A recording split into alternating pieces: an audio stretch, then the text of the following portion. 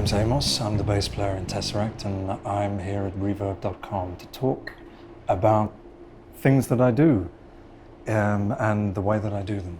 What's the hardest thing to discern in terms of spatial awareness?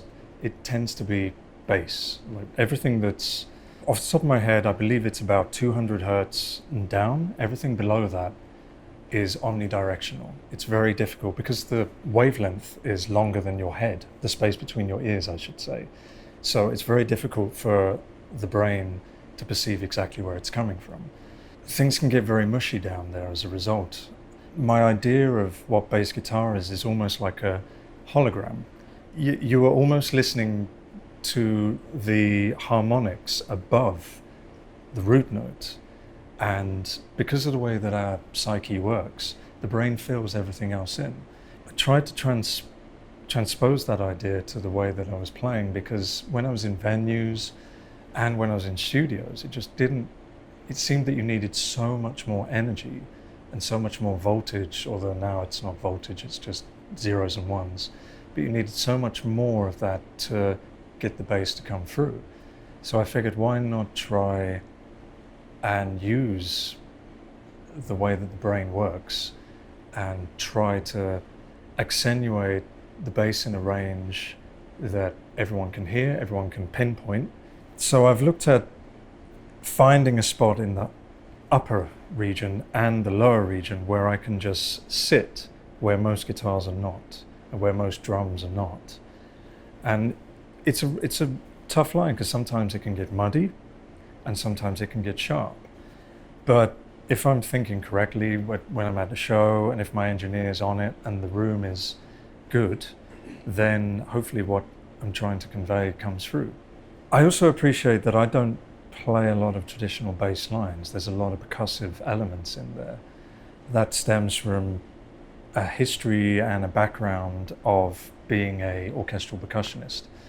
And I just want to add those elements constantly. I'm constantly just wanting to add lots of dead notes into things and make it a far more rhythmic piece than a melodic piece.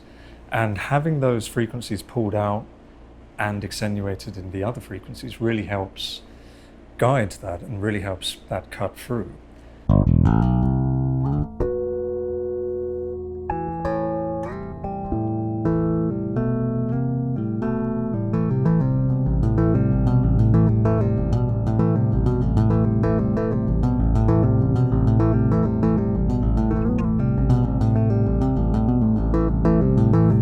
This bass guitar, which is in fact a prototype that I've been working on with Jeff Kiesel. Very simple, just Music Man style pickups. They're actually Kiesel pickups. Bands like Rage Against the Machine use this Music Man style pickup. Bands like Red Hot Chili Peppers use it. And in fact, that's where the influence to go to the bassline style Music Man came from. This particular pickup has a very strong mid presence and fairly low bass presence.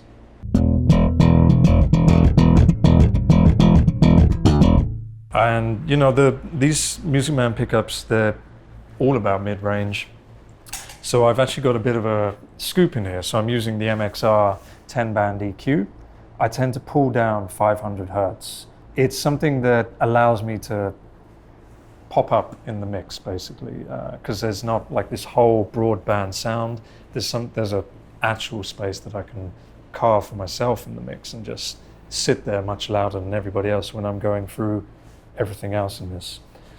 Doug at Dark Glass very kindly provided a few of his pedals a while back.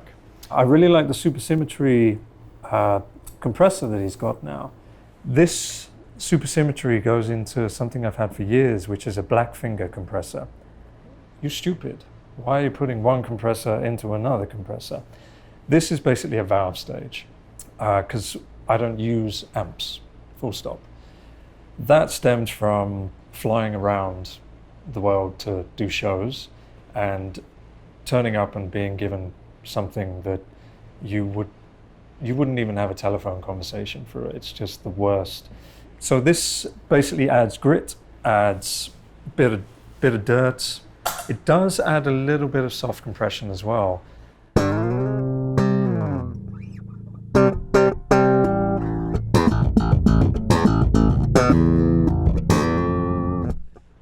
compared to the two, I don't know if you guys are gonna hear it, but to me, it really controls the edge of things instead of it being a really harsh edge.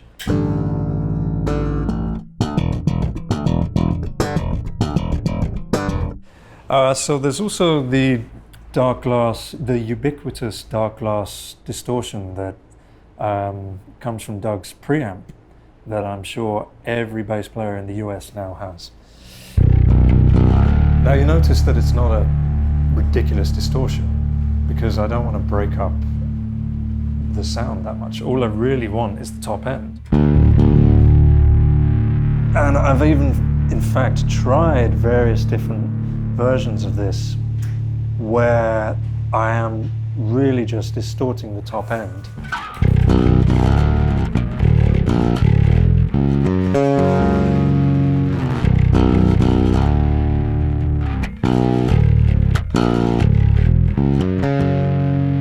Just trying to tickle the high mids, and that's what we do on the album recordings. We'll split signal, so you got the bass clean, and then through a filter, just have the high mids distorted.